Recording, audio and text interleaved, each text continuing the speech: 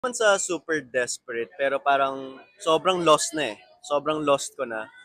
And ang daming nasirang relationships. Personal relationships, family or friends, partner, mga ganun. Hello, sir. I'm Luan from Grind Journal, where we tell people stories behind their grind. What's your name, sir? I'm Nicolas Xavier Angeles. And nice to meet you, Luan pala. So, can you tell us what is your brand and what industry are you in? My brand is Detailed Academy and under kami ng basketball skills development sa mga players natin.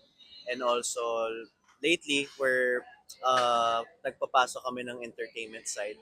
So, parang revolutionize namin yung basketball in a different way, in a good way for Philippines. So, before you became one of the biggest basketball trainers here in the Philippines, can you tell us your backstory and do you really see yourself at this path back then?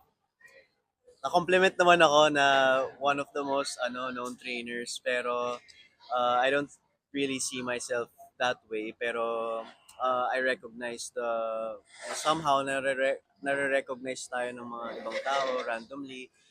Backstory would be uh, naging ko kasi ever since yung basketball. So I've been a player almost all my life from elementary, high school. I played for CSA Makati. I played for DLSU Archers Team B. And then, so itong Detailed Academy is out of passion talaga. So, when did you realize that from just a passion to making this as a profitable business? What was the turning point?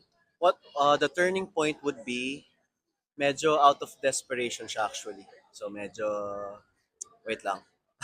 Joke lang. Naiyak eh, no? Pero out of, di naman sa super desperate, pero parang sobrang lost na eh. Sobrang lost ko na. And ang daming nasirang relationships.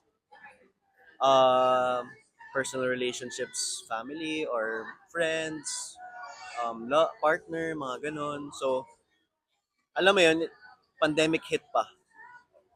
Paano ko mapapursue yung pagiging player nung time na yun? Kasi fresh graduate ako at that time eh. So, paano kayo pursue knowing na pandemic hit pa, lockdown, tapos parang medyo, I think lahat tayo na-affect financially. Tapos parang nagkaroon ng somehow pressure na mag-work ka na. Eh, naging pride ako eh. Para ako si Daniel Padilla ng House of Us eh, na parang ano talaga, ma-pride ako, hindi ako magtatrabaho. Itutuloy ko tong pangarap na to.